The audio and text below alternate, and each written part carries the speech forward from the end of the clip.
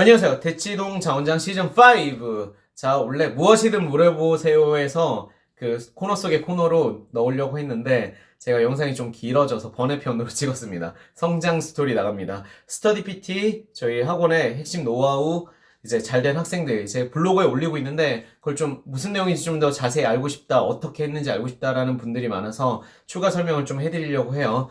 자, 영어 기본기가 없는 학생이었습니다. 이 학생 같은 경우는 처음 왔을 때 저희가 이제 문장 성분 분석 같은 거 시키는데 이 친구는 영어 PT라는 프로그램을 했던 친구인데 하고 있어요. 지금도 하는 친구인데 분석을 시키면은 자 요거 영작 시킨 거예요. 영작 시키는데 처음에 friend of mine very handsome 이래서 동사를 안 썼더라고요. 동사가 기본 요소인지도 잘 몰랐을 정도로 영작 시키면 좀 삽질을 하시고, 그리고 그 단어를 읽는 게 사실 되게 중요하거든요. 원래는 발음 기호를 저희가 그 발음 기호 공부를 시킨 다음에 단어를 읽어보게 하고, 그리고 요즘 태위 잘 됐기 때문에 단어 찾아온 다음에 소리까지 듣는 걸 이제 추천하는데, 그렇게 모든 단어를 되게 꼼꼼하게 찾는 게 생각보다 되게 힘들어요. 그래서 일단은 한글로 초반에 이제 어휘풀이 너무 적은 친구들은 한글로 단어 발음을 좀 쓰게 해요. 세일 막 이렇게 사이즈 하면서. 그런데 이 친구는 바이를 쓰라고 그랬더니 버이라고 쓰더라고요. 그러니까 바이를 별로 본 적이 없어요. 학년보다 그 더 높은 단어 세트를 푼 게 아니었는데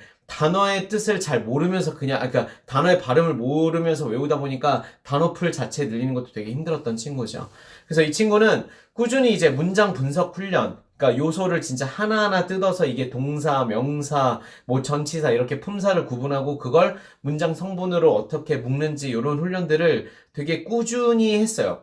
쉬운 문장부터 그걸 꾸준히 해서 6개월이 지나서 지금은 이제 긴 문장도 자기가 분석한 다음에 문장 성분 다 쓰고 영작하는 것까지 아주 잘 하는 상태로 이제 돌입을 했습니다. 아까 봤던 심플한 문장보다 훨씬 더 복잡해졌죠. 근데 이렇게 이 학생을 저희가 업그레이드 시킬 수 있었던 이유를 좀 알려드리면, 이제 초보에서 그러니까 영어의 기본기가 진짜 없는 친구들은 뭘 해야 될지 되게 막막해요. 그리고 어떻게 보면은 리턴인데 영어를 하는데 내가 문법적으로는 되게 기초가 없는 친구들이 있어요. 그러면 뭐부터 시켜야 되지? 요런 스트레스를 받는 경우들이 많습니다. 그래서 저희가 추천드리는 거는, 자, 생각보다 단어를 읽을 수 없으면 외우기가 정말 힘들어요. 그래서 단어 암기가 되게 힘든 친구들 이유가 다 있습니다. 그래서 단어를 읽고 말로 표현하고 손으로 쓰고 자꾸 해야지 단어를 암기할 수 있기 때문에, 물론 해마 암기법도 있지만 이런 거 단어를 읽을 수 있어야 외우고, 그리고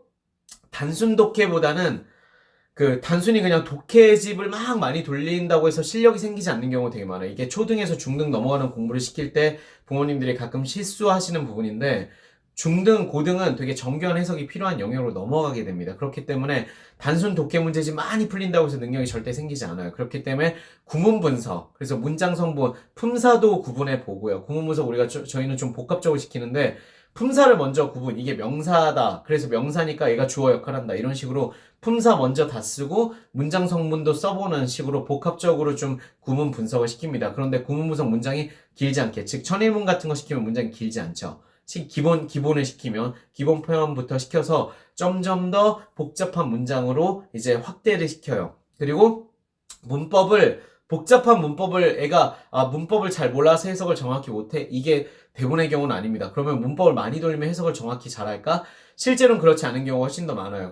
그래서 복잡한 문법보다는 문장 형식을 기본적으로 챙기는, 저희가 핵심 문법들 제가 영어편에서도 말씀드렸죠. 그런 7대 핵심 영역 문법, 이런 것들 집중, 뭐 시제, 문형, 이런 것만 집중해서 그걸 먼저 확실히 잘 만들고 그 다음에 문법을 확장하는 게 좋고요. 그런 문법을 할 때는 당연히 구문 분석으로 그 문법을 적용하는 연습을 생각보다 많이 해야 됩니다. 그래야지 영어가 이제 어떻게 논리적으로 접근하는지 알겠어요. 느낌적 느낌이 아니라 그런 얘기를 명확히 하는 친구들이 있어요. 그래서 총평을 드리자면, 정말 영어 기본기 없어 이제 쌓아가야 되는 친구들은 한 단계씩 꾸준히, 그리고 단순함에서 복잡함을 만들어 가시는 게 좋고요. 저희도 한 6개월 걸렸습니다. 이렇게 만드는데, 그걸 하루아침에 우리가 뭐 한 달 했다고 확 시각적으로 더 훨씬 어려운 걸 막 올라갈 수는 없기 때문에 꾸준히 하면 좋아지는 게 당연히 보입니다. 언어 같은 경우는 특히 어떻게 보면 한 번에 내가 수학 공식처럼 뭘 알렸을 때 문제를 팍 풀어. 이렇게 하시면 안 돼요. 수학도 그게 잘 되진 않지만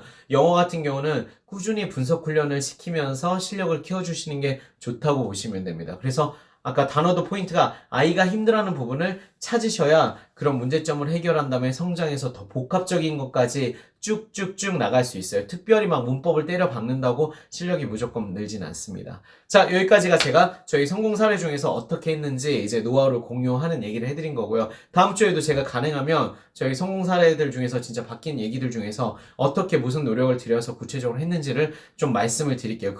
그래야 집에서 이제 지도하실 때도 아 이게 한 번에 되지 않는구나. 그래서 내가 인내심을 가지고 요런 걸 좀 챙기면서 봐야 되겠구나. 이렇게 실전 적용하는 얘기를 좀 해드려야 되겠더라고요. 그렇지 않으면 제가 방법론 알려드린 걸 적용하는 게 굉장히 힘드시죠. 그리고 이게 한 번 적용하면 막 1, 2주 만에 돼야 되는 거 아니야? 이런 생각하시는 분들이 있는데 실제로 저희가 터치에서 트레이닝 할 때도 생각보다 시간이 걸리고 그리고 그 대신 포인트를 정확히 어떻게 잡아줘야 되는지를 알고 저희가 지도를 하거든요.